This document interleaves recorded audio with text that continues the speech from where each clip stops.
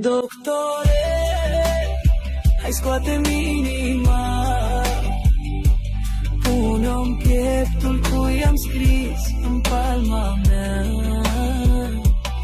Am semnat, încă sunt lucid la cap, n-am nimic de comentat, mor cu sufletul în păcat.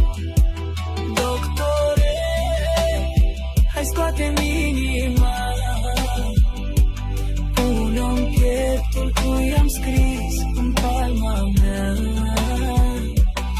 Am semnat, încă sunt lucid la cap, n-am nimic de comentat, mor cu sufletul în păcat.